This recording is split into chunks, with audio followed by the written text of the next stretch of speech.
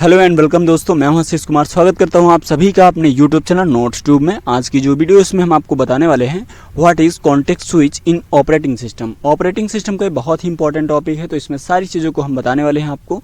सबसे पहले इसकी डेफिनेशन देखेंगे एंड इसके बाद हम आपको बताएंगे why is context switch needed, and इसके बाद how does context switch work and why does context switch happen. तो ये सारी चीज़ें हम डिटेल में आपको वन बाय वन डिटेल में समझाने वाले हैं, तो लास्ट तक बने रहिएगा हमारे साथ, तो सारी चीज़ें आपको समझ में आ जाएंगी। तो चलिए शुरू करते हैं। तो चलिए सबसे पहले आपको बता देते हैं इसकी डेफिनेशन। कॉन्टेक्स्ट स्विच होता क्या है? Context switch is the process of saving the current state of one process and loading the state of another process so that CPU can switch from one process to another. The operating system perform a context switch whenever the CPU change from one process to another. अगर CPU को एक process से किसी दूसरी process पे change होना होता है तो उस कंडीशन में कॉन्टेक्स्ट स्विच का यूज़ किया जाता है। इसमें होता क्या है, बेसिकली जो सीपीयू होता है उसमें जो प्रोसेस चल रही होती है उस प्रोसेस का करंट स्टेट जो होता है उसको सेव कर लिया जाता है एंड इसके बाद नई जो प्रोसेस होती है उसको लोड किया जाता है, जिससे हमारी जो पुरानी प्रोसेस है उसका आइडिया लग जाता है कि कहाँ पर वो स्टॉप हुई थी, कितना प्रोसेस कंप्लीट हुआ था। अगर हम दोबारा से उसी पे जाना चाहें तो वहीं से हम उस काम को स्टार्ट कर सकते हैं जहाँ से हमने रोका हुआ था। तो इस तरीके से सीपीयू काम करता है। तो आई होप आपको कॉन्टेक्स्ट स्विच क्या होता है ये डेफिनेशन समझ में आ चुकी होगी। चलिए और देख लेते हैं। इसमें हमने देखा कि जैसे कि डेफिनेशन अब बताएंगे आपको why is context switch needed, इसकी रिक्वायरमेंट क्यों होती है। The CPU can execute only one process at A time. तो सीपीयू में बेसिकली क्या होता है, एक प्रोसेस को एक टाइम में एग्जीक्यूट किया जाता है, एक साथ दो या दो से ज़्यादा प्रोसेस एग्जीक्यूट नहीं हो पाती हैं।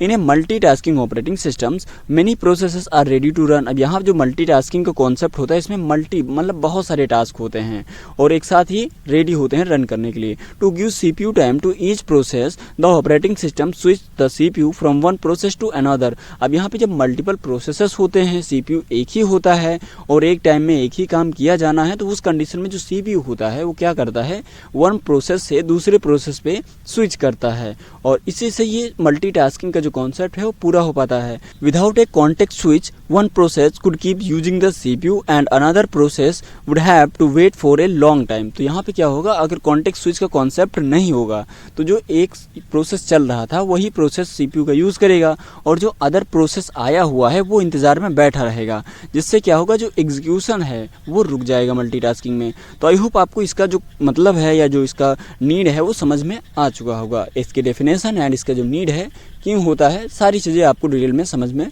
आ चुकी होंगी। नेक्स्ट पॉइंट हमारा how does context switch work, ये काम कैसे करता है। तो सबसे पहले हम इसमें कई सारी चीज़ें हैं उनको समझेंगे एक एक करके। तो the operating systems perform the following steps during a context switch. तो जो कॉन्टेक्स्ट स्विच होता है उसमें ऑपरेटिंग सिस्टम कई सारे काम करता है। वो कौन कौन से होते हैं चलिए बताते हैं। तो सबसे पहला स्टेप्स है सेव द करंट प्रोसेस। तो जो करंट प्रोसेस होती है उसको सेव करना। The operating system save the current information of the running process in its process control block. तो जो पीसीबी होता है या प्रोसेस कंट्रोल ब्लॉक, इसके अंदर जो रनिंग प्रोसेस होता है उसकी इन्फॉर्मेशन को सेव किया जाता है। दिस इन्फॉर्मेशन इंक्लूड, इसके अंदर बहुत सारी इन्फॉर्मेशन हो सकती है। कौन कौन सी, जैसे कि प्रोग्राम काउंटर हो सकता है, सीपीयू रजिस्टर्स होता है एंड इसके साथ साथ प्रोसेस स्टेट। तो ये सारी चीज़ें इसके अंदर स्टोर होती हैं जब भी किसी प्रोग्राम को या करंट प्रोसेस को सेव किया जाता है।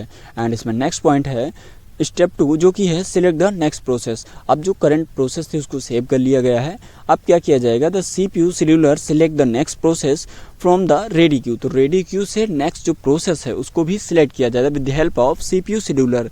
अब ये सीपीयू शेड्यूलर क्या होता है, सीपीयू शेड्यूलर एक ऐसी प्रोसेस होती है जिसमें ये देखा जाता है कि किस टास्क को सबसे पहले एग्जीक्यूट कराना है, तो उसके लिए सबसे पहले सिलेक्ट करना। तो इस तरीके से हम कह सकते हैं सीपीयू शेड्यूलर सिलेक्ट करता है। एंड इसमें नेक्स्ट पार्ट है जो कि है step 3 load the new process. अब नेक्स्ट प्रोसेस जो रहेगी उसको सिलेक्ट किया जाएगा एंड सिलेक्ट करने के बाद उस जो प्रोसेस है उसको लोड किया जाएगा। अब जैसे ही न्यू प्रोसेस लोड होती है the operating system load the saved information of the selected process from its PCB means process control block. तो आई होप ये चीज़ें आपको समझ में आ रही हैं। सबसे पहले क्या किया जाएगा, करंट प्रोसेस की जो इन्फॉर्मेशन है उसको सेव किया जाएगा एंड देन यहाँ पे नए प्रोसेस को सिलेक्ट किया जाएगा एंड उसको लोड किया जाएगा। ये 3 चीज़ें इंपॉर्टेंट थी यहाँ पे। एंड इसके बाद जो कॉन्टेक्स्ट स्विच होता है उसमें लास्ट ऑप्शन है आपका जो है रिज्यूम एग्जीक्यूशन। अभी क्या होता है स्टेप 4 में, the CPU start executing the new process from the point where it was stop. तो यहाँ पे क्या होता है, जो प्रोसेस होता है हमारा जहाँ पे स्टॉप हुआ था वहाँ से CPU उस प्रोसेस को दोबारा से एग्जीक्यूट करना स्टार्ट कर देता है। तो आई होप आपको ये समझ में आ रहा होगा। एंड नेक्स्ट पॉइंट है हमारा, why does context switch happen, ये होता क्यों है। A context switch may happen for the following reason, इसमें कई सारे रीजन्स हो सकते हैं। The running process complete it work, जो रनिंग प्रोसेस होती है अगर वो कंप्लीट हो जाती है तब ऐसा होता है।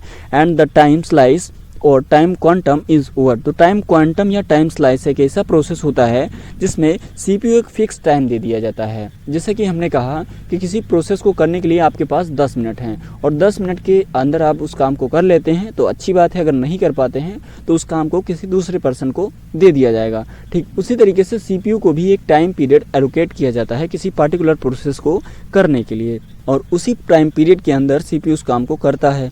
अगर दिए गए टाइम के अंदर वो नहीं कंप्लीट हो पाता है तो CPU से जो क्या होता है उसका जो रिसोर्सेस है वो ले लिया जाता है, चाहे वो मेमोरी हो, CPU हो या अदर चीज़ें।